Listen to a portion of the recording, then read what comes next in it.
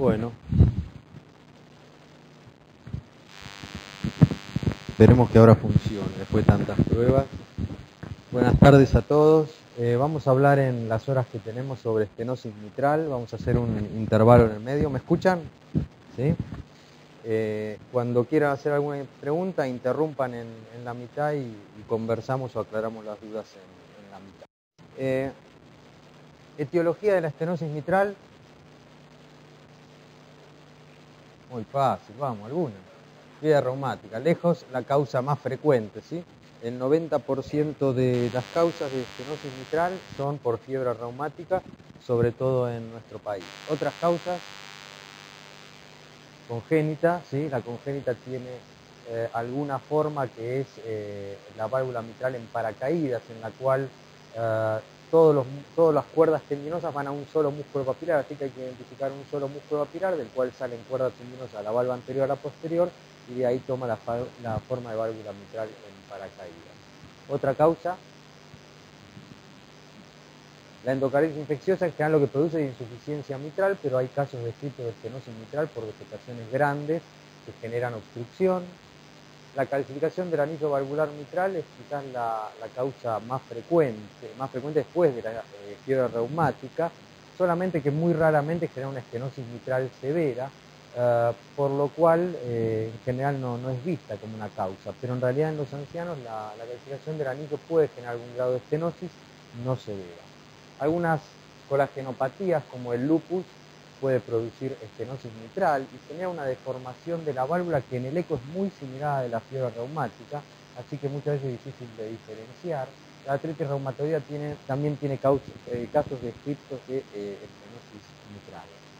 El carcinoide genera una lesión típica que es la lesión de la válvula tricúspide. Por general el carcinoide tiene lesión abdominal, generalmente a nivel del ilion. Eso genera metástasis hepáticas y las metástasis hepáticas provocan lesión a nivel de la tricúspide. Pero hay casos de carcinoides de ubicación pulmonar que pueden generar sustancias vasoconstrictoras y fibroactivas que provoquen lesión a nivel de la válvula mitral, o también la presencia de un foramen oval permeable puede permitir el sinteo pulmonar por vía intracardíaca y generar también estenosis mitral por causa carcinoide. La amiloidosis puede provocar engrosamiento valvular y si bien produce más frecuentemente insuficiencia, hay casos de descritos de estenosis. Y el mixoma en sí mismo no es una causa de estenosis, sino que es un diagnóstico a ver después. En cuanto a la anatomía patológica de la válvula, en general lo que se produce es un engrosamiento fibroso y difuso de todo el borde libre. Lo que debemos recordar es que la válvula tiene una valva anterior, una valva posterior, una comisura medial y la comisura lateral es la que fue hendida acá para poder ampliar y ver la válvula. El anillo es esto, las valvas, los cuerpos valvares es esto y las cuerdas tendinosas es todo esto. Lo que aparece entonces es un engrosamiento fibroso y difuso de todo el borde libre con rigidez y engrosamiento del cuerpo de las valvas. Comienza a haber fusión tanto de la comisura medial como de la comisura anterolateral y eso va reduciendo el área valvular mitral. El que piensa la estenosis mitral como un plano que se va achicando es falso. En realidad la válvula mitral es un cono invertido y la fibrosis, la fusión y la calcificación va a aparecer en cualquier lugar del cono. No solo a nivel del plano valvular, sino hacia abajo, a nivel de las cuerdas y a nivel de la región más distal de las cuerdas que empiezan a pegotearse y a fusionarse. A medida que el proceso avanza va a haber acortamiento con engrosamiento y fusión del aparato subvalvular mitral y la etapa final va a ser la calcificación de las valvas y de las comisuras. La lesión típica es el nódulo de Aschoff, que son centros de necrosis rodeados de isquiocitos, pero lo fundamental de todo esto es entender que no siempre la estructura más importante está a nivel de las valvas, en realidad está en la porción más distal de las valvas y muchas veces en el aparato subvalvular mitral, tal es así que vemos valvas con una apertura más o menos amplia y pensamos que la estenosis no es severa, pero a nivel cordal es donde está el punto de mayor fusión a veces y la estenosis va a estar en ese punto. En cuanto a fisiopatología, hay un proceso inicial en general en la infancia con una valvulitis aguda que lo que genera es alteración de flujo, y después de ese proceso inflamatorio agudo que revierte, hay un periodo de latencia bastante prolongado de entre 15, 20 o 30 años, y lo que aparece después es engrosamiento con fibrosis y finalmente calcificación del aparato valvular. Todo eso genera que haya una reducción del área valvular mitral, que normalmente, ¿cuánto mide, si recuerdan?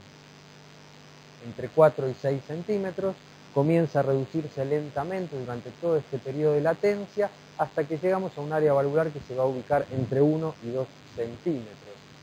Por debajo de los 2 centímetros puede empezar a ver algunos síntomas, en general por caída del volumen minuto durante el esfuerzo, por aumento del gradiente transvalvular mitral, porque es la manera que tiene el flujo de pasar de la aurícula izquierda al ventrículo izquierdo.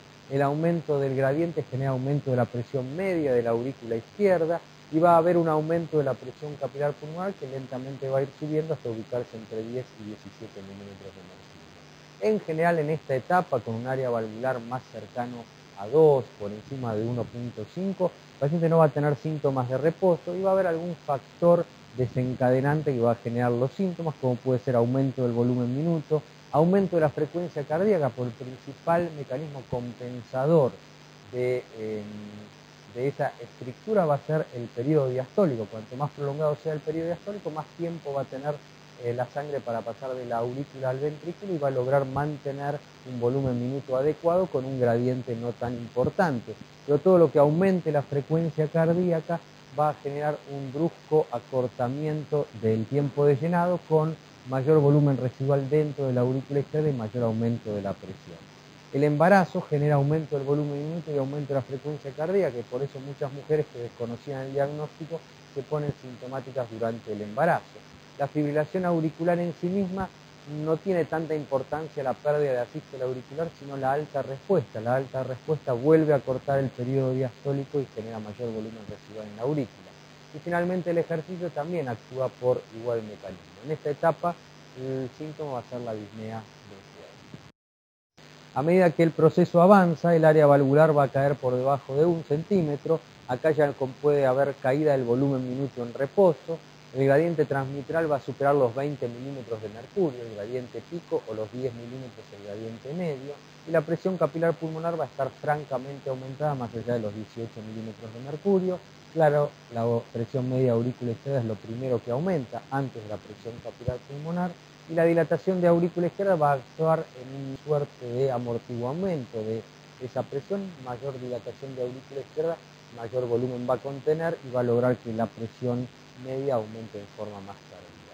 Acá va a haber alteraciones retrógradas por aumento del volumen pulmonar, con aumento de la transudación hacia el intersticio pulmonar, aumento del líquido pulmonar, del líquido alveolar, y lo que vamos a tener inicialmente es una etapa de hipertensión pulmonar retrógrada o pasiva, que si persiste en el tiempo, el ventrículo derecho y el lecho precapilar intenta defenderse generando una hipertrofia de la capa media de la arteriola precapilar pulmonar.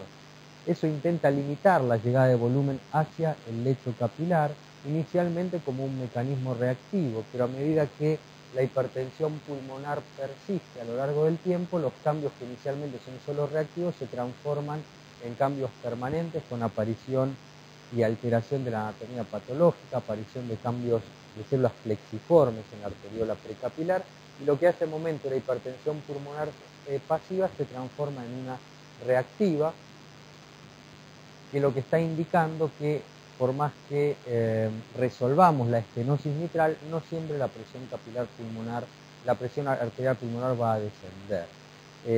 ¿Alguien sabe con qué presión arterial pulmonar comienza a establecerse los cambios en forma permanente? 50 milímetros de mercurio. Cuanto más estemos en 50 milímetros de mercurio, por encima de esto, mayor tendencia a que los cambios anatomopatológicos sean permanentes. Por eso vamos a ver después que presión sistólica por encima de 50 milímetros de mercurio en un paciente asintomático es indicación de intervención. Tenemos entonces dilatación del ventrículo derecho e hipertrofia ventricular derecho para intentar manejar la mayor presión a nivel del lecho pulmonar. Y también vamos a tener alteraciones retrógradas que van a ser, alterógradas, perdón, que van a ser básicamente la caída del volumen ventricular izquierdo y en algunos casos con caída de la fracción de eyección, pero básicamente por caída de la precarga del ventrículo izquierdo. Todo esto va a generar síntomas en reposo que van a ir de la disnea al edema agudo de pulmón, síntomas de hipertensión pulmonar, hemoptisis y fatigabilidad. Esta es una curva de presión normal, lo que vemos en rosa es la curva de presión del ventrículo izquierdo y vemos la curva auricular izquierda con la onda A, el cierre, la sístole y la onda diastólica. Normalmente, durante la diástole, con la válvula mitral abierta, el gradiente de presión entre el ventrículo y la aurícula es prácticamente inexistente o muy pequeño, solo en protodiástole, que marca el llenado rápido, y en telediástole la sístole auricular, y en el medio las curvas van juntas porque casi no hay flujo o hay muy poco. Pero en la estenosis mitral lo que ocurre es que a medida que la válvula se va cerrando, se separa la presión auricular izquierda, porque la presión auricular izquierda empieza a aumentar con respecto a la presión ventricular izquierda.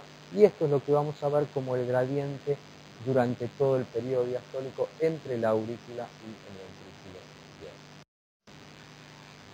Si intentamos ponerle números a todo lo que dijimos, en la situación normal, recuerden que el área valvular mitral está alrededor de 4 centímetros cuadrados, no hay gradiente entonces entre la aurícula y el ventrículo izquierdo, la presión de fin de diástole del ventrículo izquierdo va a ser alrededor de 6 milímetros, la presión media de aurícula izquierda va a ser igual, 6 milímetros, a nivel de las venas pulmonares lo mismo, en el capilar pulmonar lo mismo, y a nivel de la arteria pulmonar prácticamente lo mismo. La presión diastólica del ventrículo derecho va a estar en 5 o 6 milímetros de mercurio.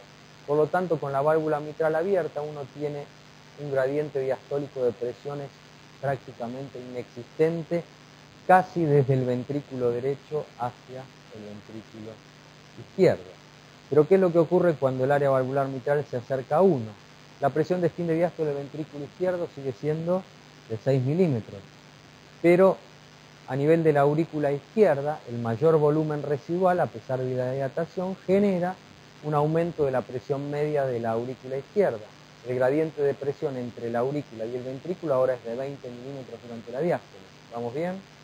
Esto se transmite en forma retrógrada a las venas pulmonares, donde tenemos la misma presión, 20 a 25 milímetros, en el capilar pulmonar 20 a 25 milímetros, en la arteria pulmonar 20 a 25 milímetros, y el ventrículo derecho vemos cómo comienza a hipertrofiarse para tratar de manejar esa hipertensión pulmonar. Pero ¿qué es lo que ocurre a medida que esto se instala? A medida que esto se instala, fíjense que aparece una segunda estenosis. La primera estenosis sigue estando a nivel de la válvula. La segunda estenosis aparece a nivel de la arteriola precapilar. Esta hipertrofia de la arteriola precapilar va a intentar disociar la presión capilar, que acá se mantiene en 25 a 30 milímetros, de la presión arterial pulmonar para limitar el flujo que el ventrículo le está haciendo llegar al capilar y evitar el edema agudo de pulmón. Esta etapa, como dijimos inicialmente, es puramente pasiva. Fíjense que la presión arterial pulmonar en este punto se disocia de la capilar y aumenta mucho más. El ventrículo derecho está claramente hipertrófico porque cada vez tiene que manejar mayor presión pulmonar. En la etapa inicial, por debajo de los 50 milímetros, si resolvemos la estenosis mitral, esto retrograda. Si persiste los 50 milímetros o más de presión arterial pulmonar, esto entra en hipertensión reactiva con cambios flexiformes y ya no va. En cuanto a la clínica, el 50% de los pacientes desconoce el antecedente de fiebre reumática. Los síntomas más frecuentes van a ser la disnea, la hemoptisis, la disfagia, el dolor de tipo anginoso que tiene que ver con hipertrofia ventricular o el consumo a nivel del subendocardio. En el examen físico tenemos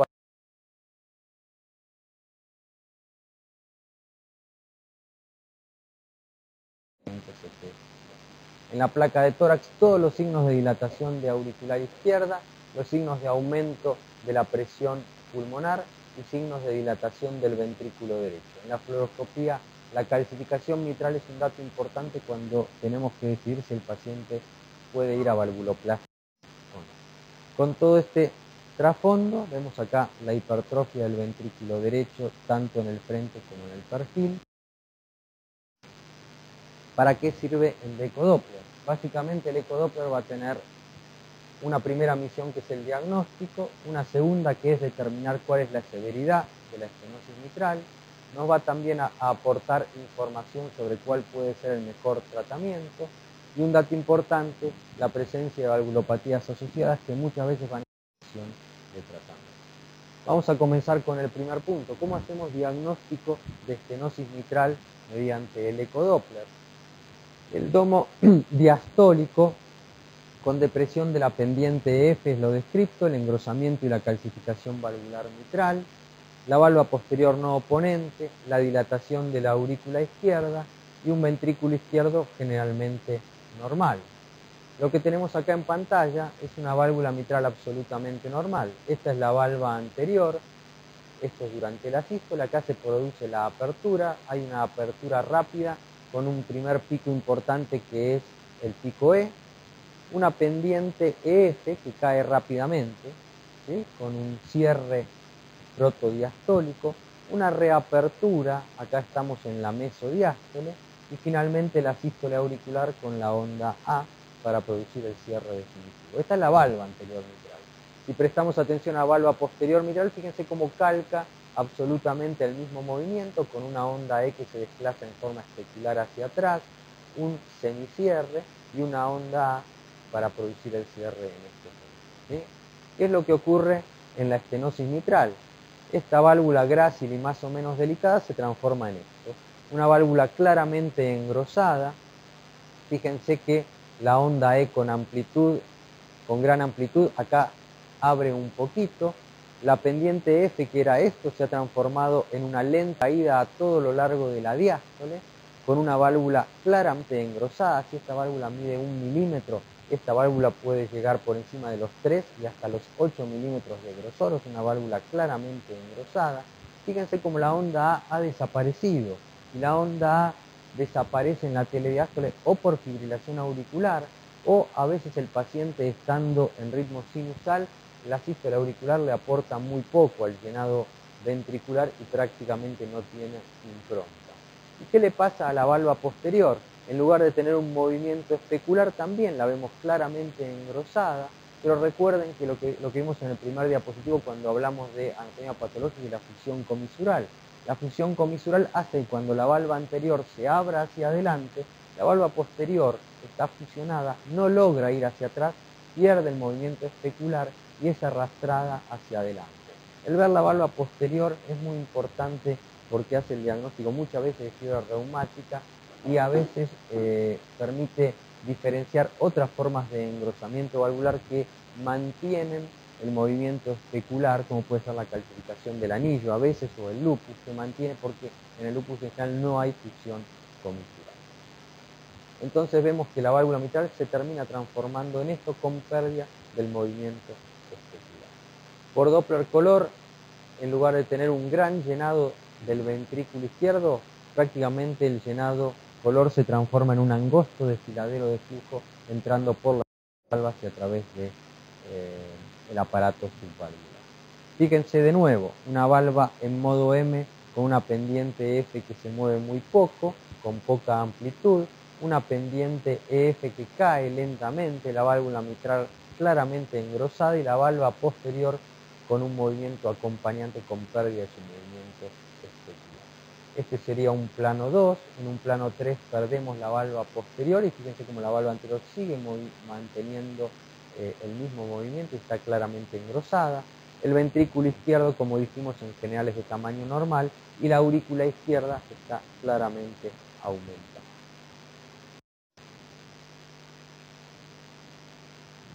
Eso en modo M. En el modo bidimensional, fíjense, durante la diástole, normalmente la valva anterior mitral golpea contra el septum y la valva posterior contra la pared lateral. Acá en la diástole, la válvula mitral se transforma en una cúpula o domo, ¿sí? Fíjense que el llenado va a pasar solo sobre este punto y el resto de la válvula se transforma en esta forma redondeada de cúpula que tiene que ver con la fusión comisural y el engrosamiento. En un eje largo apical, que es prácticamente la vista a 90 o 120 grados de acuerdo al paciente, se mantiene la misma forma en cúpula o domo. Fíjense, acá las valvas también con forma de domo o cúpula, pero fíjense lo que tiene el aparato subvalvular mitral. Todo un engrosamiento del aparato subvalvular mitral y de las cuerdas que transforma prácticamente en un trayecto engrosado por el cual la sangre va a pasar hasta el músculo papilar, que también está engrosado y fusionado. Esta es una válvula mitral con mucho menos compromiso. Fíjense que acá hay algo de compromiso del aparato subvalvular, pero la válvula mitral esta tiene algo de domo, pero mucho menos, y la válvula está mucho menos en diferentes grados de afectación del aparato valvular. ¿Sí? Vamos a ver lo mismo pero en movimiento. Esta es una válvula con estenosis mitral y con domo. Otra válvula con estenosis mitral y domo, en un eje largo apical. Otro eje largo apical también con engrosamiento valvular. Y el flujo de estenosis mitral con un llenado angosto y con una estructura del color en este punto. Todo eso permite hacer diagnóstico de estenosis mitral por modo y por color. De nuevo, estenosis mitral. Fíjense la valva anterior claramente limitada. La valva posterior, fíjense que ha perdido casi todo el engrosamiento y es arrastrada por la valva anterior. Acá lo mismo, pero además en otro paciente con compromiso claro del aparato valvular. Por color, fíjense la estructura que vemos en este punto. Normalmente esto es un jet amplio y ancho, lo mismo en este punto. Algo de insuficiencia mitral, algo de...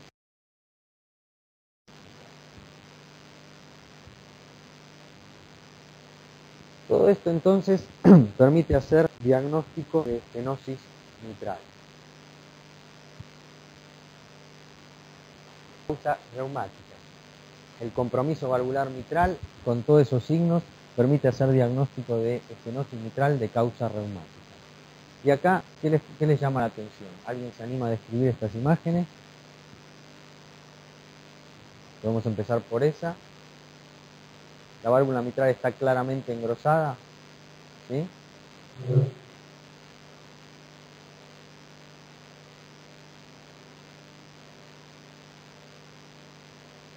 El anillo valvular mitral llama la atención.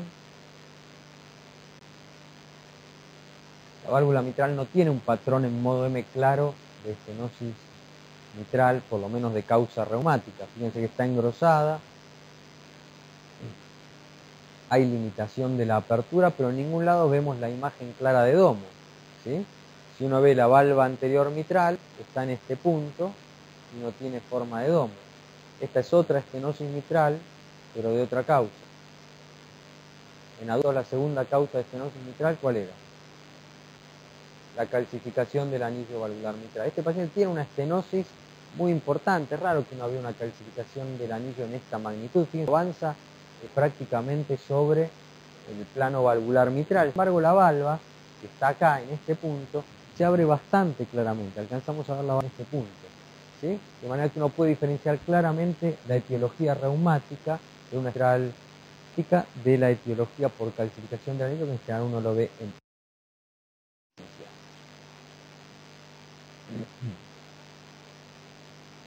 La forma congénita tiene la válvula mitral en paracaídas que describimos antes, que no tiene nada de calcio. En general se ve en pacientes jóvenes y lo único que uno ve son todas las cuerdas tendinosas yendo hacia un músculo, hacia un único músculo papilar. No hay nada de lo que vimos recién, no hay calcio, no hay avance sobre el plano valvular mitral, uno ve un plano valvular mitral bastante limpio. Fíjense de nuevo la presencia de calcificación importante. La presencia de estenosis mitral con un gradiente importante, un gradiente máximo de 9 y de 4. Es una estenosis mitral de grado moderado y la causa es la calcificación del anillo mitral. Las valvas no tienen ningún signo de agresión reumática a pesar de... Y esta es otra causa de estenosis mitral. ¿Alguno se anima a describir las imágenes a ver si podemos adivinar de qué trata?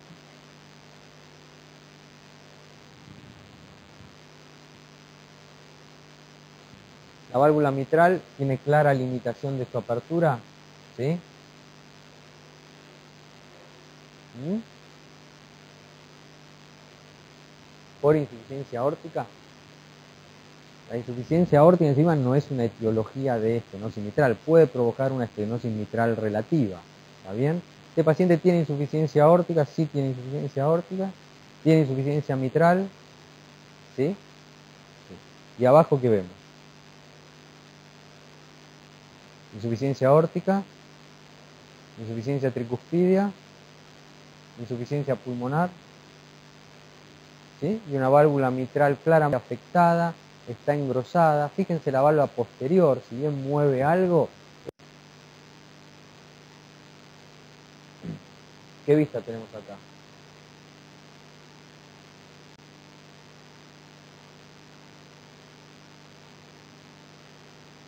Paraesternales. Esto, paraesternal, tracto de entrada de cavidades derechas, ¿sí? Esta es la válvula tricúspide. Fíjense cómo la válvula tricúspide está claramente engrosada, deformada. Fíjense el compromiso del aparato subvalvular tricuspidio, ¿sí? Totalmente deformada. La válvula tricuspidea es una válvula que excursiona mucho más a veces que la mitral, golpea claramente las paredes y acá se transformó en algo engrosado y limitado con todo el compromiso del aparato subvalvular. Fíjense que prácticamente tiene una insuficiencia tricuspidia libre, ¿sí? Diástole y sístole, y uno no ve cerrar la válvula en ningún momento, ¿sí? Esta sí es una vista subcostal, y en la vista subcostal esto es aurícula derecha, aurícula izquierda, y ahí vemos un pequeño yunteo de derecha a izquierda por un foramen oval permeable, ¿sí? ¿Alguno se anima a arriesgar la etiología? Un síndrome carcinoide, ¿sí? Síndrome carcinoide con la lesión clásica, que es el compromiso valvular tricuspidio. Tenía compromiso valvular pulmonar, por eso tenía insuficiencia pulmonar.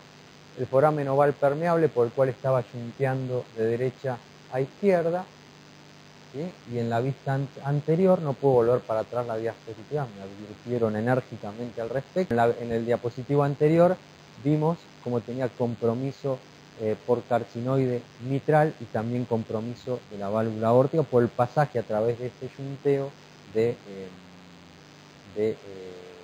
5-hidroxitriptamina que le genera lesión. Y lo que vemos acá, este es el hígado, y vemos la metástasis del carcinoide a nivel hepático. No hay lesión cardíaca sin carcinoide, sin metástasis hepática del carcinoide. Así que esta es una causa bastante rara de estenosis mitral. Con todo esto hicimos diagnóstico de estenosis mitral por todas las imágenes que vimos, fundamentalmente por el compromiso de la válvula mitral, e hicimos diagnóstico en la mayoría de las causas. Pero un dato fundamental, aparte de las decisiones en estenosis mitral, valvular mitral LSP. Recordemos que el área valvular mitral, hablamos de estenosis mitral leve cuando es por encima de 1.5, moderada entre 1 y 1.5 y severa cuando es 1 o menor de 1. También podemos establecer la severidad mediante Doppler, que en realidad hoy en día lo hacemos mucho más frecuentemente por Doppler que por planimetría. Lo que tomamos es la señal valvular mitral y vamos a medir el tiempo de impresión. El tiempo de impresión se define como el tiempo que tarda el gradiente inicial en caer a la mitad. Lo que hacemos es marcar dos puntos en esta pendiente. El primer punto correspondería a la velocidad pico E y el segundo punto correspondería al punto F. Marcamos estos dos puntos y automáticamente el equipo nos va a dar un tiempo de hemipresión que ahí en pantalla es de 290 milisegundos y mediante la fórmula 220 sobre 290 nos va a dar el área valvular mitral. Esta es una fórmula empírica que en este paciente era de 0,79 centímetros.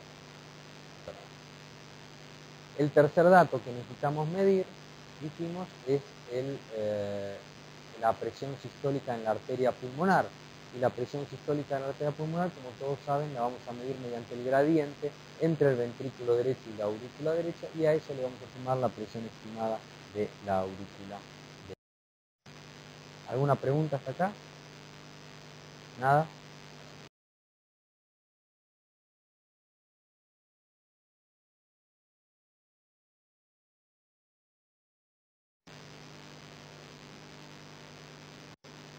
En el eje corte.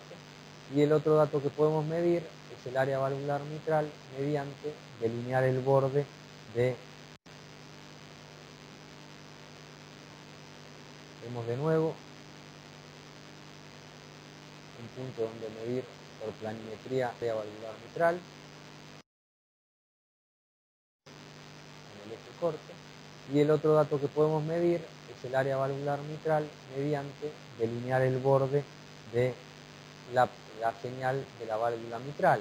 El delinear todo el contorno me va a dar automáticamente el gradiente máximo, el gradiente medio, y si señalo la velocidad pico E y el punto F, me va a dar el área valvular mitral, que en este paciente estaba ahí alrededor de 1 centímetro, y el gradiente máximo acá estaba alrededor de los 20 milímetros de mercurio, y el gradiente medio estaba en 13 milímetros de mercurio. Con todos esos datos, esto era claramente una estenosis mitral de qué grado.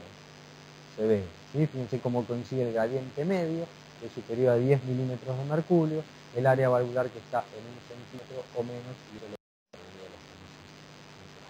de nuevo, mediciones del área valvular mitral. Fíjense la medición de 2 puntos para un área valvular mitral de 0,9, todo el reborde para un gradiente máximo de 22 y un gradiente medio de 14.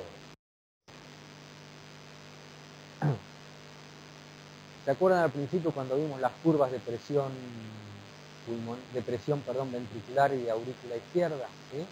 Esta es una ampliación de la diástole. Esta es la curva que va cayendo del ventrículo izquierdo, normal, y en este punto intersecta a la curva de presión punteada, que es la de la aurícula izquierda. ¿Está bien? Estamos acá en el final del llenado, la onda A de la aurícula, y en este punto cae la presión ventricular izquierda por debajo de la auricular. ¿Sí? ¿Qué se va a producir en este punto? ¿Qué fenómeno mecánico? La apertura de la válvula mitral. ¿Sí? Acá cae la presión del ventrículo por debajo de la aurícula, la de la aurícula en este punto. Por lo tanto, vamos a tener un gradiente de presión entre aurícula y ventrículo, y va a haber movimiento de flujo. Acá se abre la válvula mitral y se produce la fase de llenado rápido. ¿Está bien? Aquí, a medida que se va llenando el flujo, cae la presión dentro de la aurícula izquierda, y al caer la presión dentro de la aurícula izquierda, se produce la desaceleración de la válvula mitral. ¿Vamos bien? En este punto, fíjense que estamos en mesodiástole, las curvas están prácticamente parejas, o en algún paciente vemos que la presión auricular izquierda está un poquito aumentada y genera a veces un gradiente muy pequeño, ¿sí? Anterógrado o nada, a veces no tenemos gradiente. Sobre el final de la diástole, lo que va a ocurrir es la sístole auricular, y la sístole auricular va a meter sangre de nuevo, va a generar de nuevo una elevación de la presión media de aurícula izquierda por encima del ventrículo izquierdo, y va a generar el llenado tardío o la sístole auricular. Después de eso se produce ya el cierre de la válvula mitral y comienza el aumento de la presión ventricular izquierda. Ese es el motivo de la señal de flujo E, la señal de flujo A, y de la presencia o no de flujo durante la mesodiástole. Esta es la estenosis mitral, y en la estenosis mitral, fíjense que la presión ventricular izquierda viene cayendo, pero el cruce de presiones se hace mucho más arriba. La presión media de aurícula izquierda acá está francamente aumentada. La curva que antes veíamos acá abajo, acá la vemos acá arriba. Y la presión ventricular izquierda, una vez que se abre la válvula mitral, cae francamente por debajo de una presión media auricular izquierda muy aumentada. Se mantiene el gradiente durante toda la diástole. Acá no hay una presión que se iguala en ningún momento, y si el paciente está fibrilado ni siquiera vamos a tener la impronta de la onda A, lo que sí en algún momento comienza a aumentar la presión del ventrículo izquierdo y se cierra la válvula mitral. Pero fíjense que si yo doy vuelta esta imagen, si esta imagen la doy vuelta y la pongo positiva, ¿a qué se parece esto? A la curva Doppler, ¿sí?, del flujo valvular mitral. Si yo invierto esta señal, la señal de válvula mitral la doy vuelta, lo que estoy dibujando es el gradiente de presión. El Doppler lo que dibuja es el gradiente de presión entre la aurícula izquierda, sea en ritmo sinusal o sea en estenosis mitral. Ustedes pueden imaginar las curvas dibujando inversión. ¿Sí? Este es el gradiente entre la válvula y este es el flujo Doppler. El flujo Doppler no es más que la representación de un gradiente entre la curva de presión de la aurícula izquierda y del ventrículo izquierdo. Y va a ir variando en la fibrilación auricular con qué gradiente, de acuerdo a qué gradiente de presión y cuánto dure la diástole en cada. 220 sobre el pressure half time es la fórmula que tienen incorporada los equipos para medir el tiempo de hemipresión y a partir del tiempo de hemipresión derivar el área valvular mitral.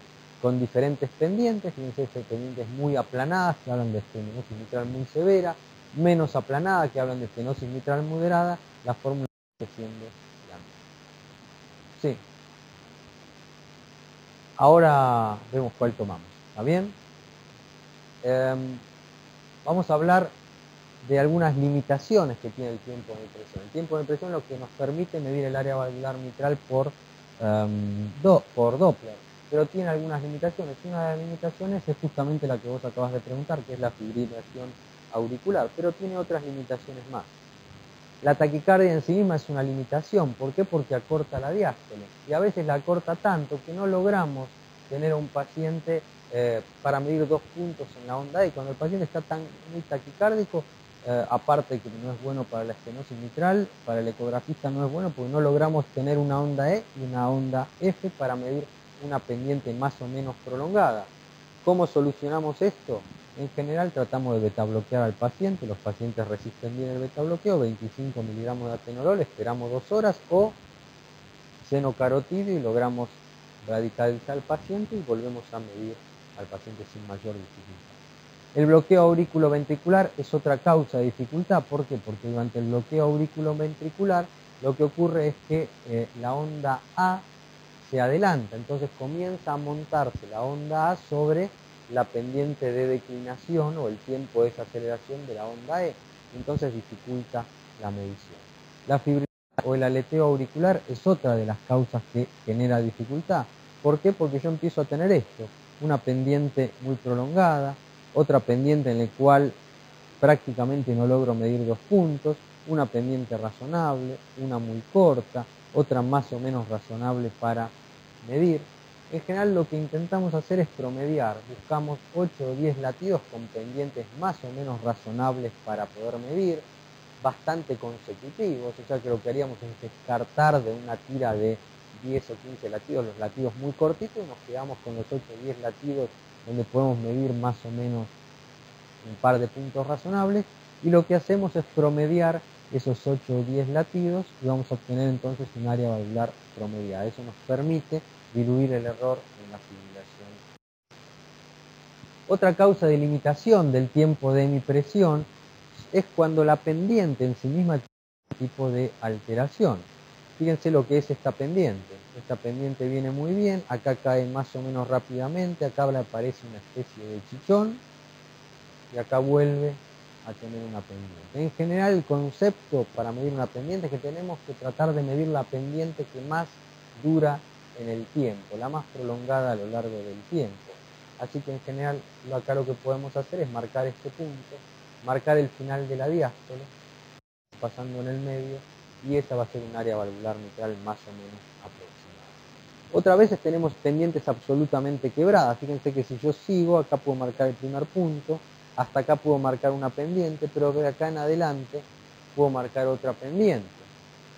Si mido la pendiente inicial, fíjense que el área valvular que nos va a dar es de alrededor de 1.5. Si tomo la segunda pendiente me va a dar un área bastante menor, que está bastante aplanada. Por lo tanto, esta en general ofrece mucha dificultad y discusión, y en estos pacientes quizás la solución puede estar en medir la planimetría mitral, pero en general son pacientes difíciles de resolver. la planimetría mitral en este paciente estaba alrededor de 1.2. La insuficiencia aórtica, alguno mencionó allí antes la insuficiencia aórtica, y la insuficiencia aórtica lo que provoca es un jet diastólico que en el mismo momento en cual la estenosis mitral empuja, el flujo de estenosis empuja la válvula anterior mitral, tenemos un flujo que está entrando por afuera de la válvula anterior, a través de la válvula aórtica durante la misma diástole, golpea sobre la válvula anterior y no la deja abrir. Es decir, que muchas insuficiencias aórticas generan estenosis mitral relativa a pesar de que no hay compromiso genuino de la válvula mitral.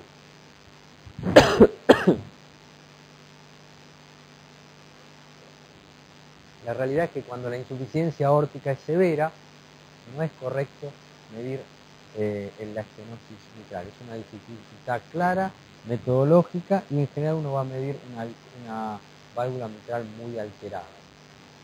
La condición para medir el área valvular mitral es que la insuficiencia aórtica sea leve y a partir de moderada y severa comienza a haber una gran influencia del jet que está entrando y golpeando sobre la válvula mitral. Y la hipertrofia ventricular izquierda cambia en general las condiciones de carga, cuando es muy importante, incluso a veces dificulta el grado de apertura valvular mitral, de manera que ahí también tenemos que tener cuidado porque puede haber algún grado de influencia de la elasticidad del ventrículo izquierdo y eso generar o aumentar el nivel de estenosis mitral falsamente, lo mismo que la insuficiencia aórtica puede sobreestimar el nivel de severidad de la estenosis.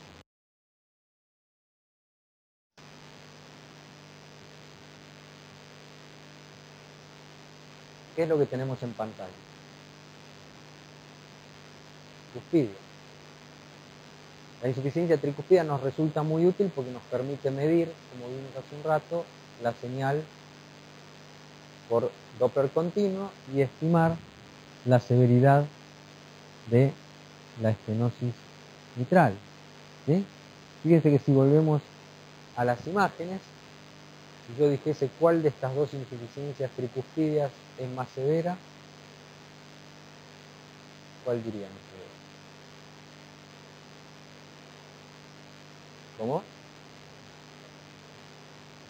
62 y 19. ¿Están todos de acuerdo? La señal de arriba tiene mayor grado de severidad en la insuficiencia tricuspidia porque tiene 62 de presión pulmonar. Yo pregunté cuál de las dos señales de insuficiencia tricuspidia es más severa. La IT de acá abajo es claramente más severa, ¿está bien? Sin embargo, la presión pulmonar con IT leve es mucho más importante. Este es un error con el cual hay mucha confusión siempre. Es asimilar que el grado de insuficiencia tricuspidia tiene algo que ver con el nivel de hipertensión pulmonar, y tal es decir que podemos tener insuficiencias tricuspidias leves con hipertensión pulmonar absolutamente severa, como son 62 milímetros de gradiente. A esto le tengo que sumar 5 o 10 o 15, de acuerdo a lo que yo estime. Por lo tanto, este paciente tiene entre 67 y 77 milímetros de mercurio, contra este que tiene una insuficiencia tricuspidea que es más importante, probablemente sea algo más que leve. Sin embargo, la presión pulmonar está en 25 milímetros de mercurio y no más que eso, ¿sí?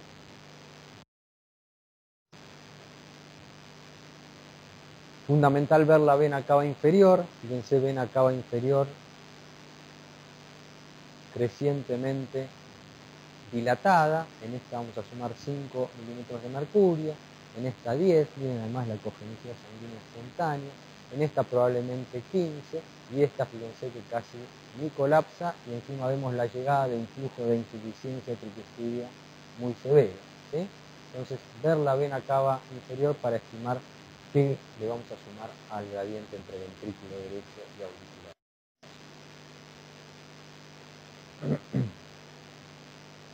Estenosis mitral por calcificación del anillo mitral. Fíjense, podemos medir claramente la señal de insuficiencia tricuspidia, de estenosis mitral, y medir la vena contracta de la estenosis mitral, así como medimos vena contracta en insuficiencias, también la estenosis mitral, una vena contracta inferior a 1 centímetro a estenosis mitral severa. Fíjense, De nuevo, mitral severa. La vena contracta es un valor que en general en la estenosis mitral no es tenido en cuenta, pero cuando uno tiene dificultades para medir el área valvular mitral por los otros métodos, convendría volver a recordarlo porque a veces nos puede ayudar, no como una medición absoluta del área valvular, pero sí como un indicador de qué grado de severidad. Y acá lo que podemos ver es en PISA, ¿sí? Fíjense en PISA claro por transesofágico. El PISA que se usa en la insuficiencia mitral fue descrito inicialmente para la estenosis mitral, pero hoy ya. Entonces con todo esto podemos tener una buena estimación de la severidad de la estenosis mitral. Vimos al principio cómo podíamos hacer diagnóstico de estenosis mitral a través del modo M y a través del bidimensional. Cómo podemos establecer la severidad de la estenosis mitral en base al área valvular como dato principal y más duro, a los gradientes, fundamentalmente al gradiente medio, a la repercusión de del grado de estenosis mitral en lo que respecta a la hipertensión pulmonar, y cómo ver las cavidades derechas es fundamental para definir el grado de insuficiencia, cuánto le vamos a sumar al gradiente del ventrículo derecho y de esa manera establecer el grado de hipertensión pulmonar. Y el otro dato para el cual dijimos al principio que servía el Doppler era para hablar sobre las valvulopatías asociadas, porque eso va a influir mucho en la toma de decisión. En general, cuando uno ve una estenosis mitral, se queda absorto mirando la estenosis mitral y se pierde ver las otras valvulopatías. Pero el compromiso reumático de la válvula mitral es el más frecuente, pero no el único. Fíjense acá, una válvula aórtica absolutamente trivalva, pero con engrosamiento del borde de las tres valvas y con insuficiencia aórtica como valvulopatía asociada, ¿sí? También, aparte del compromiso de la estenosis mitral, la válvula comprometida puede ser la válvula tricúspide. Y en general la estenosis mitral uno la ve, la insuficiencia tricúspide la ve, pero la estenosis tricúspide en general pasa desapercibida y muchas veces es ignorada. En general hay varias series que demuestran que hay compromiso tricúspido reumático en casi el 20% de los pacientes, que en general pasa desapercibido, que los pacientes van a cirugía y cuando vuelven de cirugía es cuando alguien se acuerda de la válvula tricúspide y 5 o 10 años después, cuando la prótesis mitral o comisiotomía mitral anda perfecto, lo que empieza a dar problemas es la válvula tricúspide y los pacientes terminan estando gravemente comprometidos por insuficiencia o por estenosis tricúspide reumática que debió haber sido reparada en el mismo momento en que hizo la cirugía valvular mitral porque ya estaba presente. Entonces, pensar siempre en el compromiso de la válvula tricúspide e ir a ver la válvula tricúspide en detalle porque más de lo que piensan van a poder encontrar estenosis tricúspide asociada desapercibida, ¿sí?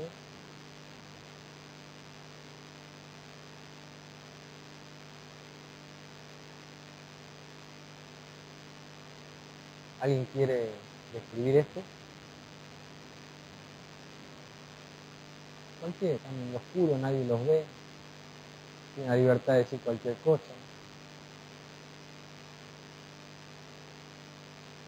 Vamos a empezar por la fácil. ¿Qué vista es? 4 cámaras, bien. ¿Algo que llame la atención? A ver, en una clase de estenosis mitral, tiene estenosis mitral, ¿está bien? ¿Algo más que llame la atención? ¿Por qué? Sí, eso sí, pero ¿por qué tiene dilatación de auriculares? ¿El aumento de presión?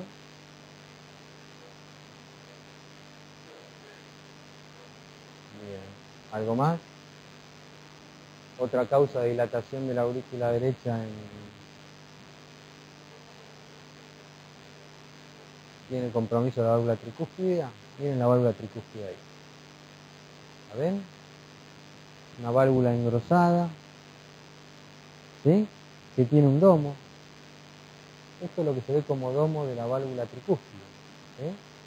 hay que ir a mirar la válvula tricúspide porque está muy presente. Fíjense que tiene un domo claro la valva anterior, la valva septal, la valva lateral también está engrosada, limitada, y así como vemos claramente el domo mitral donde nadie dudó, también hay un domo tricúspide en este punto.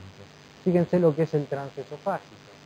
El transesofágico muestra lo mismo, pero en el transtorácico ya no había ninguna duda, ¿sí?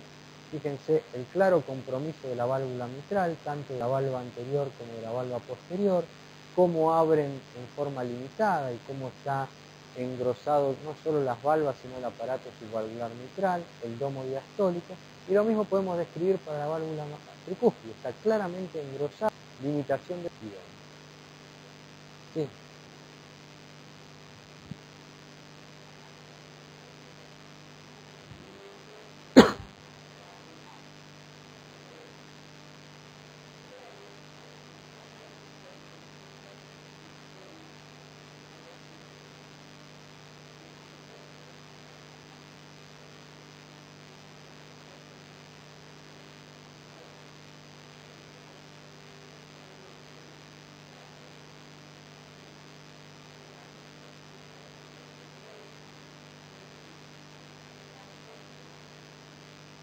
Sí.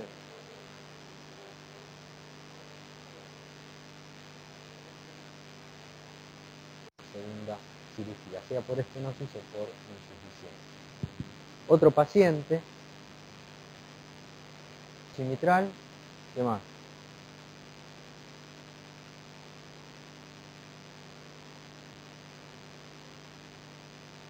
¿Qué más? La tricúspide. Hay más de un paciente, hay muchos. Si lo buscan lo van a encontrar. Tienen estenosis tricuspidia. Fíjense de nuevo, estenosis tricuspidia por vista transtorácica es absolutamente visible, se ve claramente, no necesitamos más. ¿Sí? Fíjense, un paciente, otro paciente, hay muchos pacientes con estenosis tricuspidia. Lo que pasa desapercibida, la estenosis tricuspidia reumática existe y pasa desapercibida. Uno vuelve a mirar la válvula mitral y deja de mirar la válvula. Bueno, vamos a continuar con la segunda parte.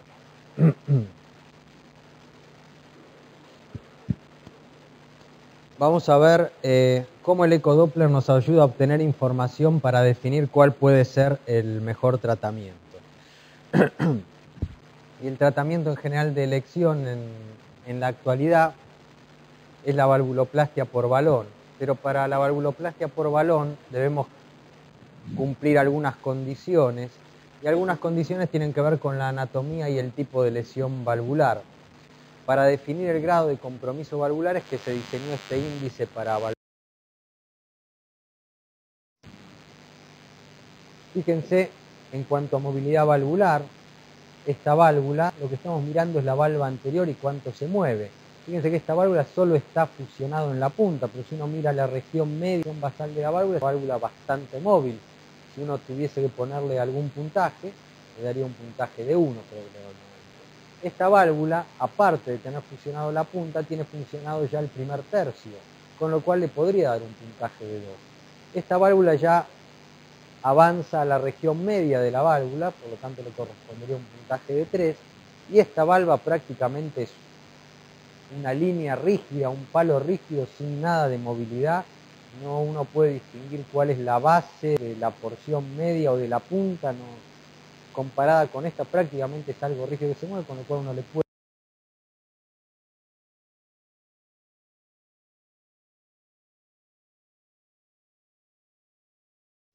de 4. Si tomamos el segundo punto, calcificación, vemos que esta válvula tiene una calcificación única en este punto, sería un valor de 1. Esto tiene áreas con pequeños focos de calcificación, tanto en la valva anterior como la posterior, le podría dar un valor de 2. Acá tenemos ya una calcificación que está avanzando más y el borde se va a extender más extensamente hacia la región media de las valvas, sería un valor de 3. Y fíjense lo que es esta válvula con áreas extensas de calcificación tanto en la valva anterior mitral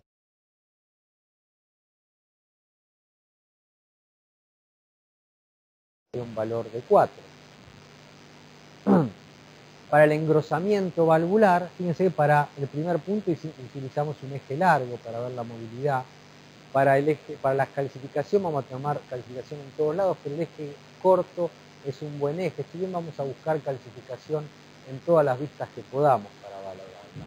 Cuando queremos evaluar el tercer parámetro, que es el engrosamiento, volvemos al modo M, un plano 3, y vamos a cortar en la porción media de la válvula y ahí vamos a medir en ese punto. Si mide menos de 5 milímetros, un valor de 1.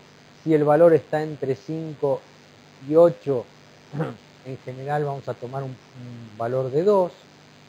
Si la válvula mide entre 5 y 8 pero está difusamente engrosada, en ese punto vamos a tomar un valor de 3, y cuando supera los 8 milímetros, una válvula groseramente ensanchada,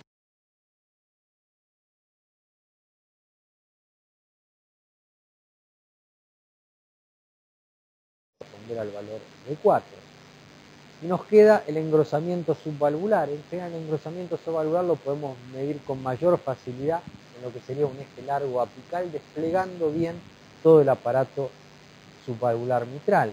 Y vemos que si lo que está engrosada es el borde más adyacente de las cuerdas a la valva anterior, le vamos a dar un valor de 1. Si está comprometido más allá, hasta el primer tercio, le vamos a dar un valor de 2.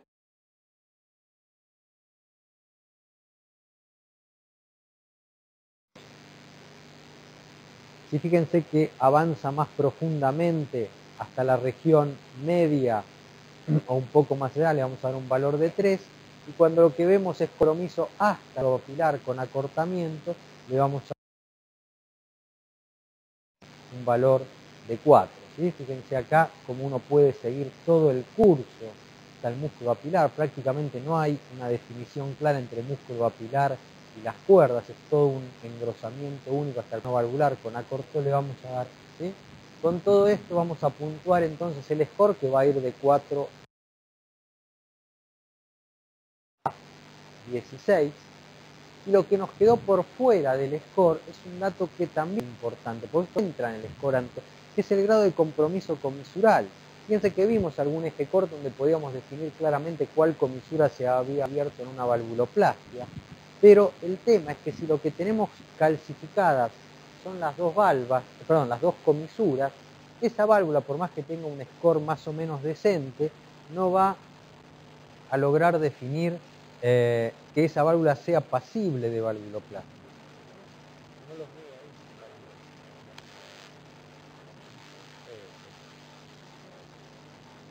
Apagá esta. Apagá esta.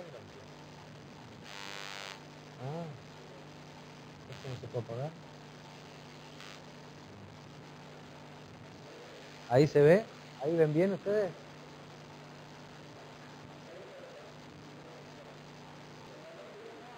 Apagá esto y... Ah, bueno. Ah, bien. Bueno.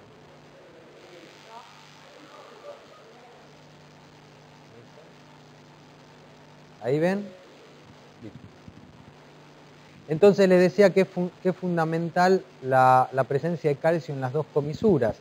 Esto es una serie de pacientes en los cuales esta era la valva en eje corto antes de la valvuloplastia y esta válvula después de la valvuloplastia. Y lo que intentó este trabajo fue predecir, mirando las comisuras, cuál se iba a abrir. Fíjense, por ejemplo, este paciente que tenía algo de compromiso de las dos comisuras, pero sin calcificación, post-valvuloplastia abrió prácticamente los dos.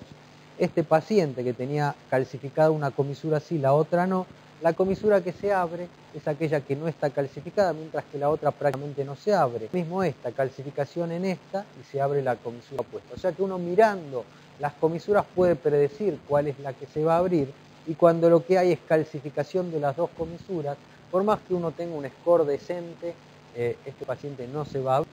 Y por otro, si uno tiene un score borderline para una valvuloplastia, si mira las comisuras, va a agregar un dato más, que es la presencia de calcio comisural, para definir qué paciente con un score borderline no debería ir a valvuloplastia.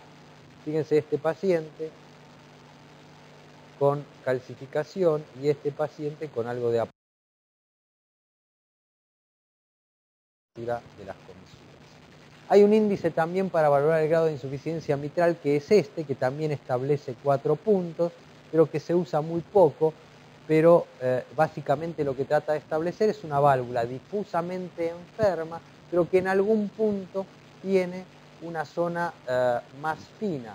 Cuando abra el balón lo que hace es romper la fusión comisural, pero si hay un segmento en el centro de la válvula fino, cuando abran ese balón ahí probablemente quiebre o rompa también el centro de la válvula y eso va a generar una insuficiencia mitral aguda que requiera cirugía. Eso es lo que trata de establecer. Se usa muy poco. ¿Para qué sirve el eco transesofágico? ¿Qué indicaciones tiene en presencia de estenosis mitral? Siempre se indica antes de una valvuloplastia para descartar trombos. En general, cuando planeamos una valvuloplastia, lo hacemos o el mismo día temprano o el día anterior para descartar la presencia de trombos, que es una contraindicación para la valvuloplastia. Cuando uno quiere evaluar pacientes con estenosis mitral y ritmo sinusal con un episodio embólico o frente a la decisión de anticoagular pacientes, cuando la información del eco transtorácico es insuficiente, y en algunos casos de cirugía en los cuales hay estenosis mitral, pero uno piensa en la reparación valvular. En general no se utiliza de rutina para el procedimiento, o sea, como monitoreo de la valvuloplastia mitral, lo que se utiliza en general es el eco transtorácico, pero si un paciente tiene mala ventana podría utilizarse el eco transesofágico. Y no se utiliza en forma rutinaria para cualquier estenosis. El eco transesofágico, ¿sí? Fíjense lo que vemos en el eco transesofágico, podemos ver claramente las valvas, el domo, podemos medir incluso el grado de compresión valvular, podemos ver por Doppler color el grado de insuficiencia, que es un dato muy importante y a veces más fidedigno que el que podamos medir por eco transesofágico.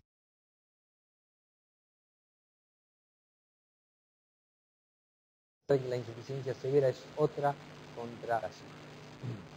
¿Alguno se anima a describir estas imágenes? Ahora no los veo para nada, si cualquiera puede hablar, les juro que no sé ni quién habla. Eje largo para esternal izquierdo, ¿sí? Muy bien. Inmensos trombos, ¿sí? Dentro de la aurícula izquierda. Eje corto, la aorta en el centro, una gran aurícula izquierda, fíjense acá, parte de la orejuela dilatada e imágenes de trombo de gran tamaño. 4 cámaras, plano valvular mitral con estenosis mitral, gran trombo en el techo y cercana a la orejuela. Subcostal, gran aurícula izquierda, imagen de trombo, ¿sí? La importancia de detectar trombos en la estenosis mitral es fundamental porque obviamente indican anticoagulación si es que el paciente no estaba ya anticoagulado porque estaba fibrilado o en ritmo sinusal con una gran aurícula, pero a su vez contraindica el procedimiento de valvuloplastia. Estas imágenes las muestro porque de la cantidad de trombos que encontramos dentro de la aurícula, solo el 20% logramos detectarlo por vía transtorácica y por eso el transesofágico se utiliza en forma rutinaria, ¿sí? Aurícula izquierda, vemos ahí parte de la orejuela y un trombo mucho más pequeño con gran ecogenicidad sanguínea espontánea. Los trombos anteriores son fáciles de ver, los trombos en la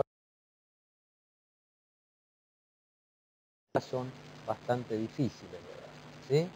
Fíjense un trombo dentro de la aurícula izquierda, esto es eco transesofágico, válvula mitral estenótica, la orejuela izquierda y un pequeño trombo dentro de la orejuela. De nuevo por transesofágico, gran aurícula izquierda y un trombo que esto raramente es visible por vista transtorácica, sin embargo el transesofágico permite hacer el diagnóstico con claridad.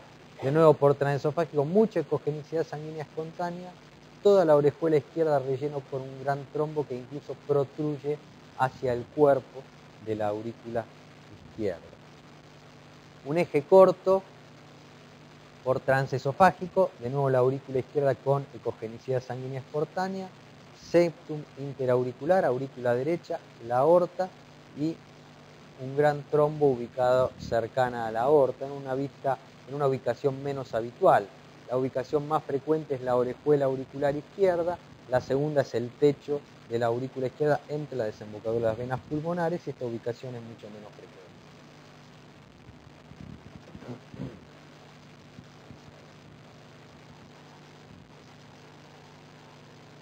Aurícula izquierda, transesofágico, fíjense un gran trombo prácticamente ya endotelizado dentro del techo de la aurícula. Cercano al techo de la aurícula izquierda. Ecogenicidad sanguínea espontánea, trombo, trombo.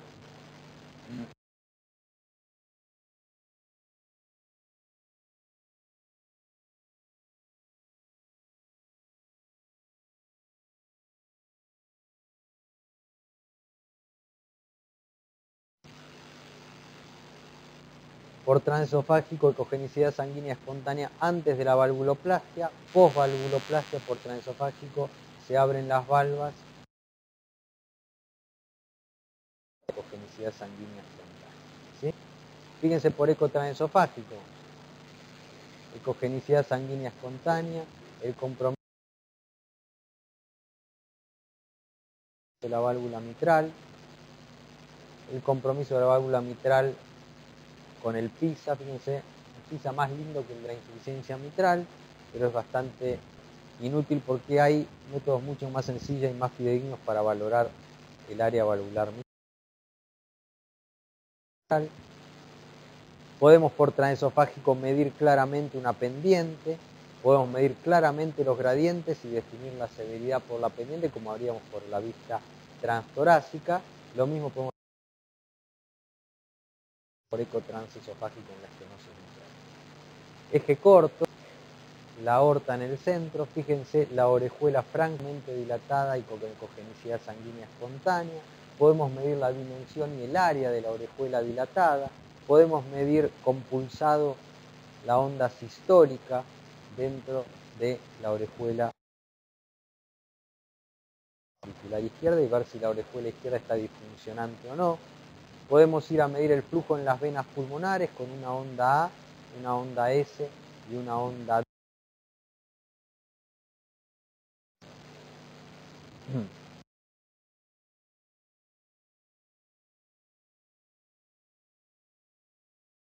Diagnóstico diferencial de algunas estructuras.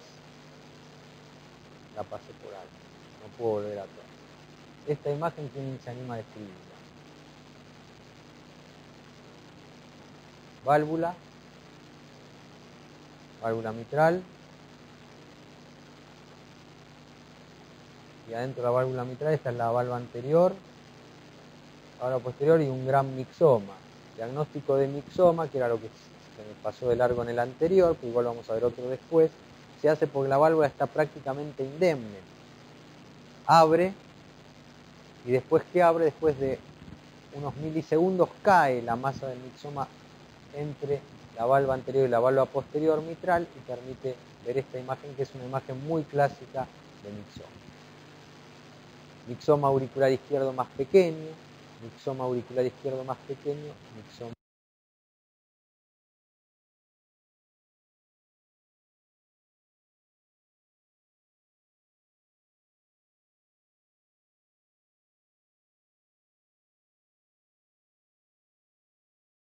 más pequeño. Ese es uno de los diagnósticos diferenciales con respecto a la estenosis mitral. La estenosis mitral tiene un par de diagnósticos diferenciales. El primero es el mixoma, que es la imagen que vimos previamente. Algunos son muy grandes y muy fáciles de ver y otros son pequeños. El segundo diagnóstico diferencial es este.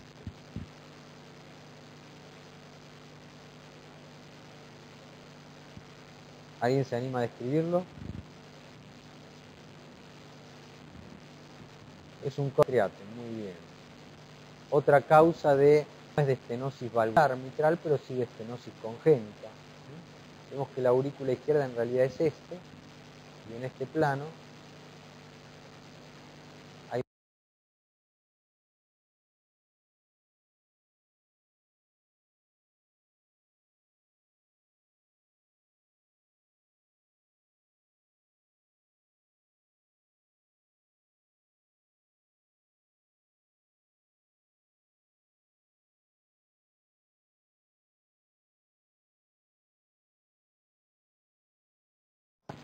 la está surcando. En el 4 cámaras la membrana queda más perpendicular y es más clara y más fácil de definir. Fíjense, todo esto es la aurícula izquierda y queda cruzada por una membrana que corresponde al cor triatriatum, ¿sí? Fíjense que el cor triatriatum está fenestrado en más de un sitio, por eso pasa flujo a través de la membrana y la señal por continuo se parece mucho a la de la estenosis mitral, porque sigue habiendo un gradiente, nada más que este gradiente, en lugar de verlo a nivel del plano valvular mitral, lo tenemos a nivel de la membrana que identifica el cor triatriatum. Entonces, hasta acá pudimos hacer diagnóstico, establecer la severidad, decidir qué valvulopatías estaban enfermas en forma asociada, obtener información de tratamiento para la valvuloplastia y hacer los diagnósticos diferenciales fundamentalmente con el mixoma y el cor triatriatum. Vamos a hablar ahora de tratamiento y cómo el eco nos puede ayudar para definir algunas posturas en cuanto al tratamiento de la estenosis mitral. Recordad que la estenosis mitral tiene un primer episodio de fiebre reumática aguda en la infancia con un 30% de mortalidad a 20 años y el 90% muere de causa cardíaca. De los sobrevivientes, que son el 70% de la población, casi la mitad va a tener signos de enfermedad cardíaca. Y el 90% va a tener compromiso mitral, de los cuales el 50% van a estar asintomáticos en el momento del diagnóstico y el otro 50% van a estar sintomáticos. Fuera de esto, la estenosis mitral es una enfermedad de mal pronóstico, porque una vez que aparecen los síntomas, tenemos casi un 40% de mortalidad en los 10 años siguientes y un 80% de mortalidad en los 20 años siguientes para un promedio de edad de población de 20 a 30 años, con lo cual para una población joven es una mortalidad altísima librada a su evolución natural. Hay notorias diferencias entre los países. En los países centrales, en Europa, cuando uno revisa los registros, el registro de valvuloplastia de Europa tiene un promedio de edad entre 50 y 60 años. El registro de valvuloplastia de Estados Unidos, con casi 2.000 pacientes, tiene una edad similar, rondando los 50 a 60 años. Las series grandes que uno puede obtener de India o de África tienen promedio de población de 20 años. La serie de valvuloplastia de nuestro hospital, que tiene alrededor de 140 pacientes, ¿alguien quiere adivinar qué promedio tiene? Yo lo dije hace un rato, pero estamos alrededor de los 32, 33 años, así que estamos más cerca de África que de Estados Unidos y de Europa. Esto es a lo que se refiere notorias diferencias entre países en cuanto a condiciones de vida y de salubridad. En cuanto al tratamiento médico de la estenosis mitral, apunta a disminuir los síntomas de congestión, prevenir el embolismo en cuanto a la anticoagulación, la prevención de endocarditis infecciosa que cayó en los últimos 3 años en franca discusión con respecto al uso de antibióticos, prevenir y tratar los síntomas de fibrilación auricular, la alta frecuencia cardíaca compensa a los pacientes como vimos.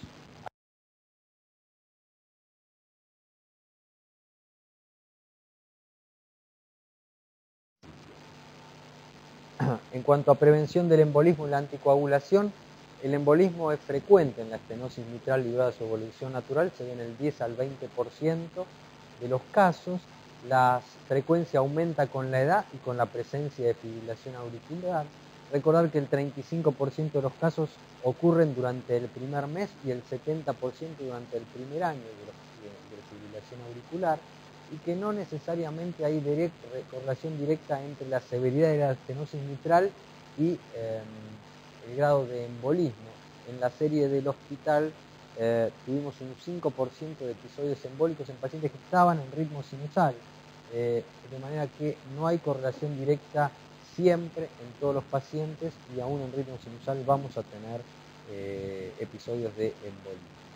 La embolia es recurrente en casi el 40% de los casos y el tratamiento anticoagulante no impide absolutamente un nuevo episodio embólico, pero sí disminuye entre 4 y 15 veces la posibilidad de que vuelva a aparecer el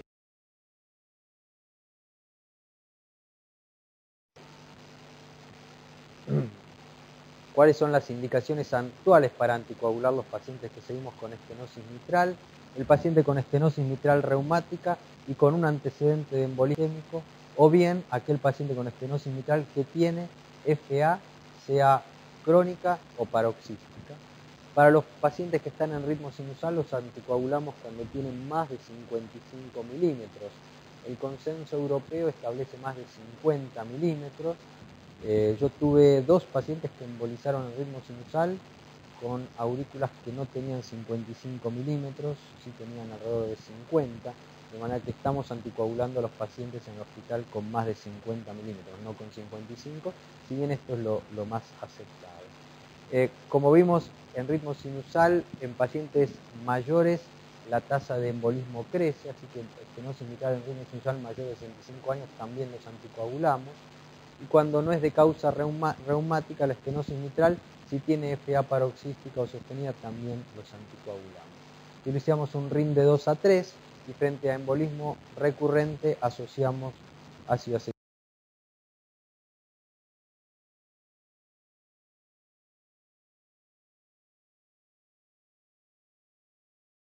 De endocarditis infecciosa, estas eran hasta hace 2007 se publica el consenso británico, entre 2008 y 2009 el consenso de Estados Unidos y Europa. Hasta ese momento era la prevención que utilizábamos para fiebre reumática y estenosis mitral. A partir de ese consenso, la estenosis mitral sale de indicación de prevención, con lo cual nada de esto está indicado en la actualidad. Estas son las guías anteriores.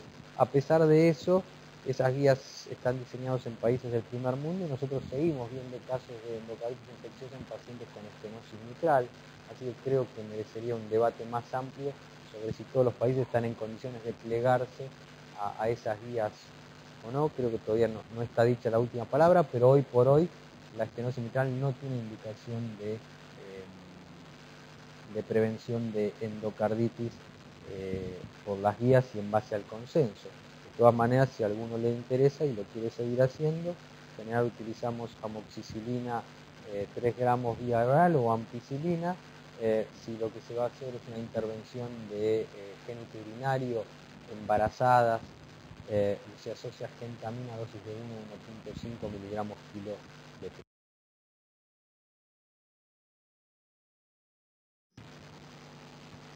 Prevenir la FA, tratar los síntomas de la alta frecuencia cardíaca, recordar que la FA, la estenosis mitral con FA, la FA en sí misma es un indicador de más tiempo de evolución, más gravedad y en sí mismo establece peor pronóstico. Si vimos que la sobrevida para todo el grupo global de estenosis mitral era una mortalidad de 40% a 10 años, acá la sobrevida es del 25% a 10 años para pacientes con FA versus 46% en ritmo sinusal. Recordar que la pérdida de la sístole auricular no tiene gran impacto y sí lo que tiene gran impacto es la alta frecuencia cardíaca, así que la mayoría de estos pacientes lo que hacemos es manejo de la frecuencia cardíaca porque tienen enfermedad de base y raramente la aurícula en los que se fibila tiene menos de 50 milímetros, así que carece de mayor sentido intentar una cardioversión a menos que edema agudo pulmón y sea urgente.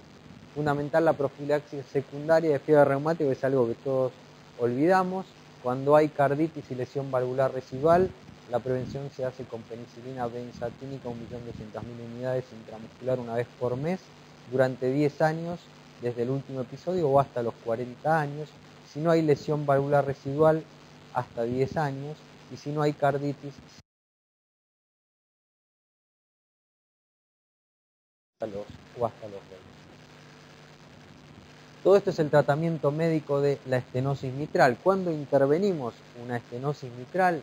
¿Cuáles son las indicaciones actuales de valvuloplastia? Para el American College y el American Heart, los pacientes sintomáticos es disnea clase 2 a clase 4, con estenosis mitral moderada o severa. Esto quiere decir un paciente sintomático con un área de 1.4 o 1.3 tiene indicación de intervención. Morfología valvular favorable, esto quiere decir un buen índice, si no tiene trombo y si la insuficiencia mitral no es ni moderada ni severa. Indicación 2A, el paciente asintomático con estenosis mitral moderada severa, esto quiere decir lo mismo, área menor de 1.5, morfología valvular.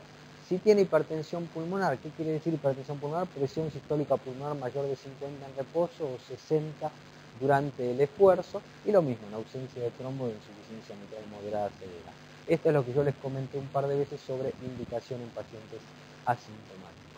Los asintomáticos en clase funcional 3-4, aun cuando tengan una válvula muy calcificada, pero que tienen alto riesgo quirúrgico, también tienen indicación de valvuloplastia en ausencia de trombo. Ya indicación 2B, no todos están demasiado de acuerdo, ni la evidencia de la bibliografía está claramente a favor. Los asintomáticos con estenosis mitral severa con FA de reciente comienzo. La FA de por sí misma no es indicación de intervención si el paciente está asintomático, sí es indicación de anticoagulación y ajustar tratamiento médico, pero no de intervención.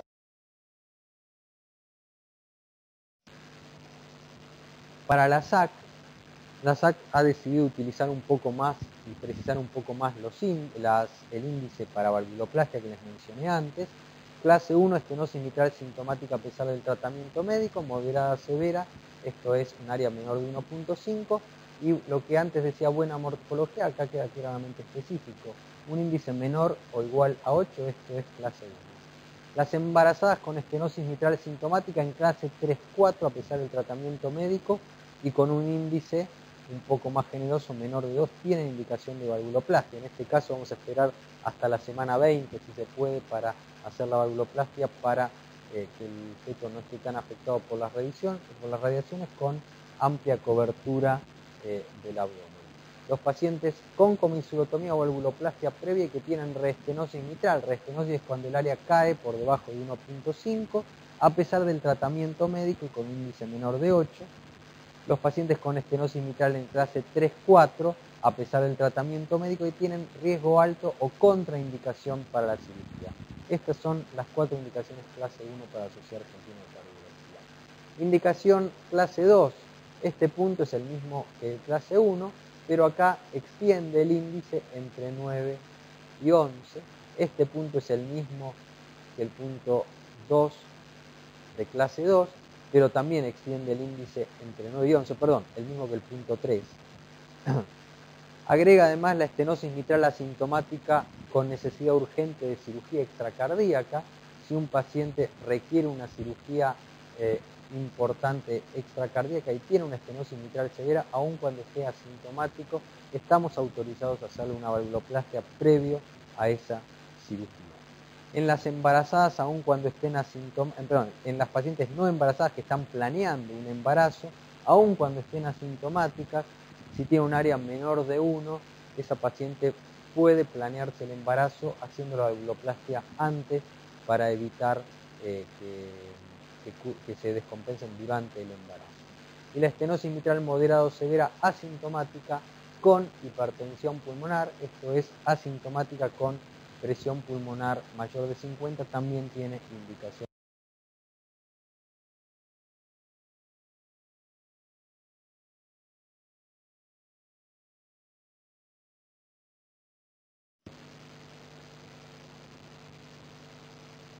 Fíjense acá, transtorácico, esta imagen sobre el septum interauricular, acá se está punzando el septum interauricular durante la valvuloplastia, alcanzan a ir, ahí ya se punzó, se está avanzando el catéter dentro de la aurícula izquierda, el hemodinamista está intentando ahora la válvula, varios intentos, ahí logra franquear la válvula, está inflando el balón, esto es el balón inflado en tiempo real, ¿sí?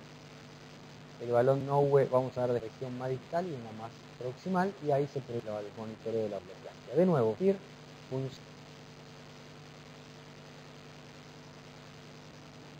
el catéter avanzando dentro de la aurícula izquierda, el intento de franquear las válvulas, que no es, ahí termina de franquear la válvula y ahí va a abrir el balón. ¿sí? Esto es un video editado, pero en general todo este procedimiento, la punción hasta acá a veces lleva media hora, 45 minutos, una hora, esto queda resumido en un par de segundos, pero las imágenes que tienen que seguir cuando les pidan monitorear el procedimiento es eso.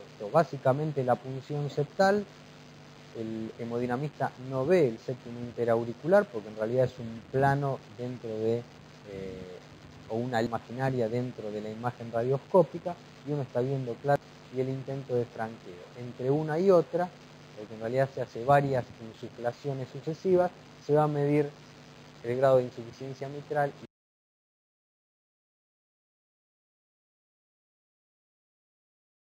la valvular mitral, cómo se va abriendo progresivamente. Esto es lo mismo con un detalle de la apertura, ahí se está tratando de franquear, ahí se está insuflando el balón, esto sí es tiempo real, esto es lo que dura la insuflación del balón. Durante todo este tiempo el paciente tiene ocluido el pasaje de sangre, algún síntoma en general tiene porque el paciente está despierto, y ahí se retira.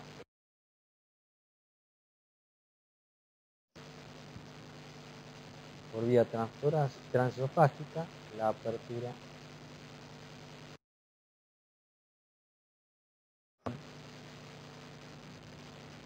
y la desinsuflación. Acá la punción transeptal, aurícula derecha, aurícula izquierda por transesofágico, y cómo la aguja está punzando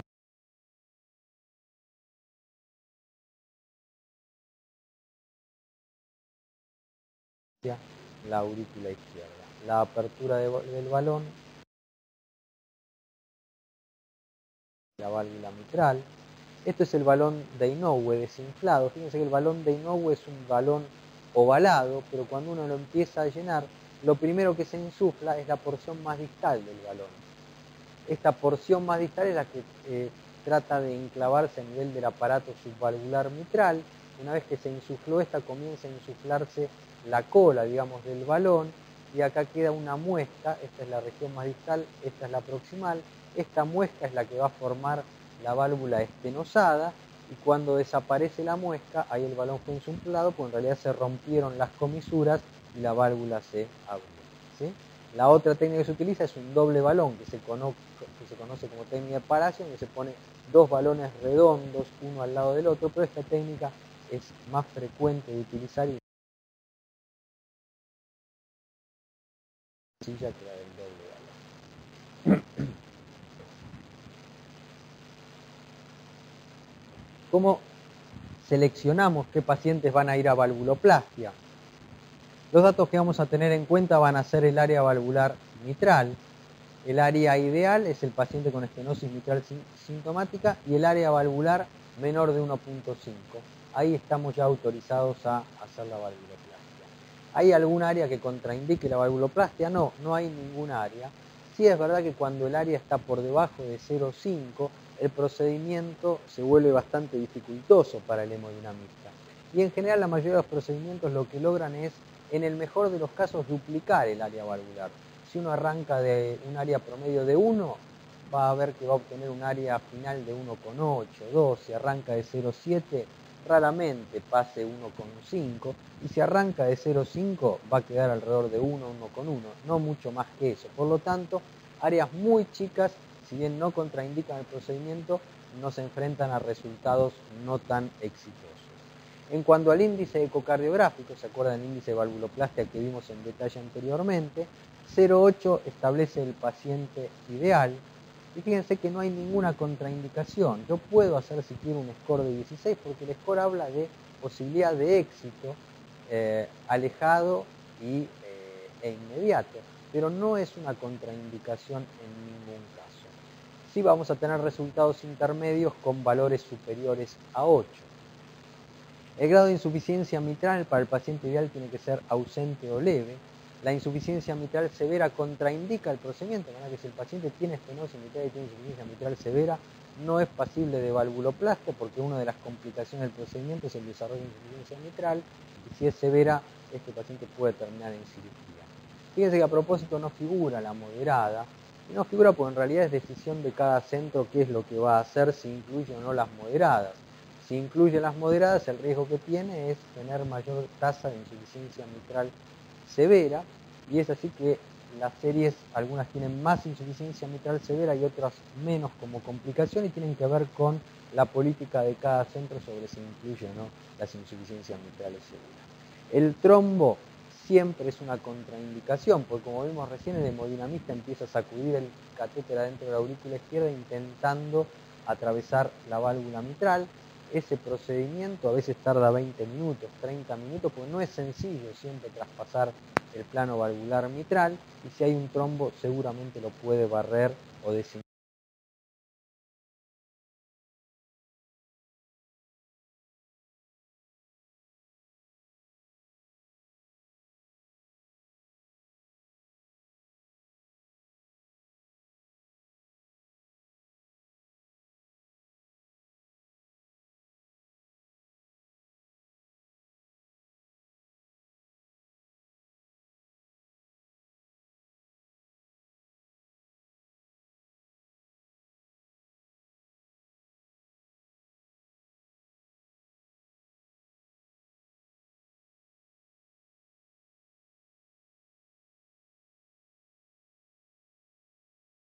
Le puede dar a ese paciente.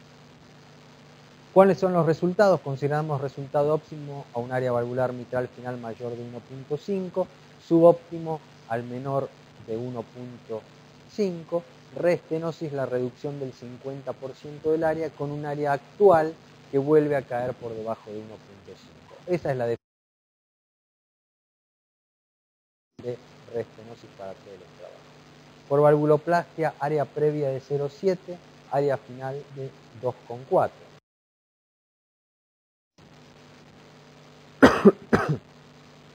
Vemos cómo cae la pendiente también del área medida por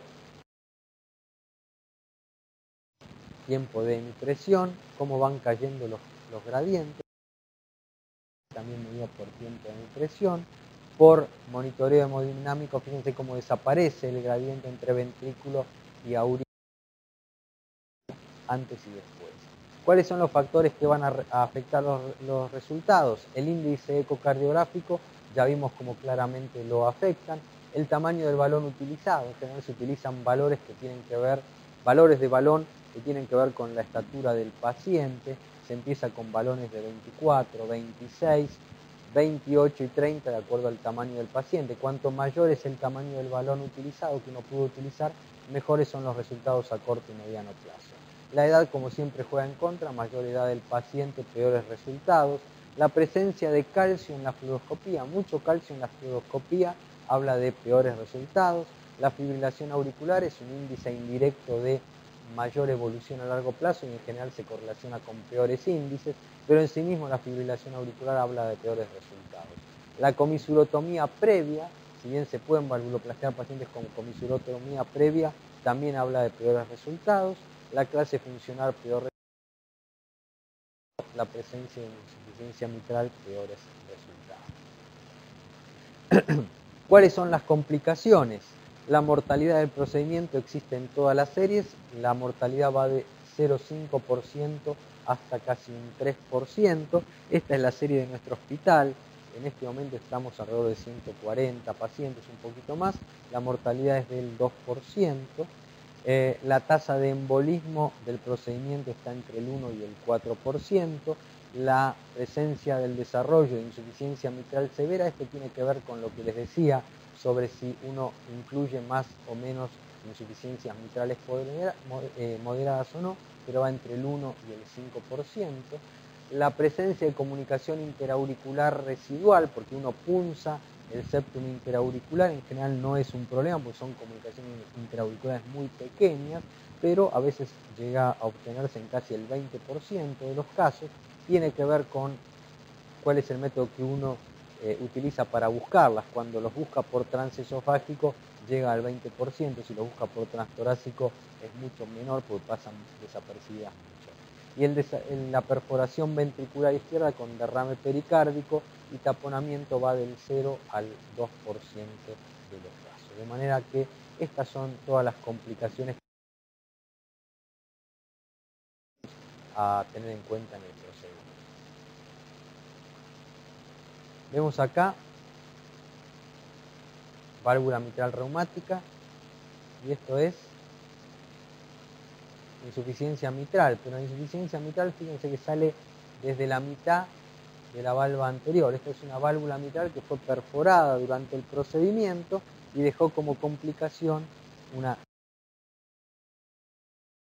insuficiencia mitral por perforación de la válvula anterior. Otras veces hay insuficiencia mitral que es de tipo comisural. La comisura que queda abierta queda en diástole para que pase flujo, pero no logra cerrarse durante la sístole y genera entonces un grado de insuficiencia mitral bastante periférico, que es bastante comisural, pero que hay que diferenciar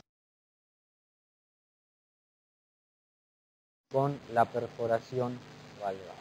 Este es otro paciente con perforación, fíjense cómo se ha perforado la región media e incluso tiene un doble flujo de llenado anterógrado a través de la válvula mitral, el central por donde corresponde y uno por la perforación más periférica y la mitral a través de la perforación. Esto es insuficiencia mitral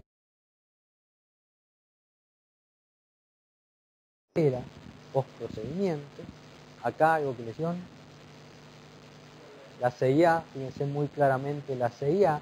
La CIA es interesante porque juntea de izquierda a derecha porque siempre hay presión media auricular izquierda aumentada.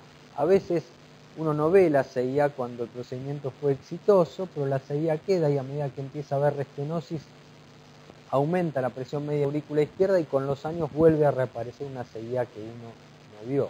¿Sí? Fíjense que la CIA es absolutamente pequeña, es una CIA que como mucho tiene 5 o 6 milímetros, no tiene nada que ver con la CIA congénita, que son CIAs en general bastante más grandes y nunca tienen repercusión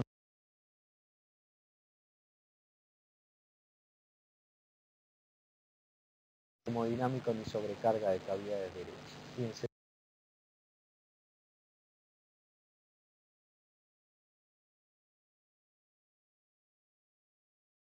CIA post procedimiento, CIA. Esta sí es una CIA congénita, ¿sí? Esta es la CIA de, bueno, CIA post procedimiento, CIA. Esta sí es una CIA congénita, ¿sí? Esta es la CIA de la valvuloplastia y esta es la CIA congénita, una CIA que en general tiene más de 1 centímetro y en general está alrededor de entre 1 y 2 centímetros. Nada tiene que ver con el junteo de izquierda a derecha que puede haber en la estenosis mitral.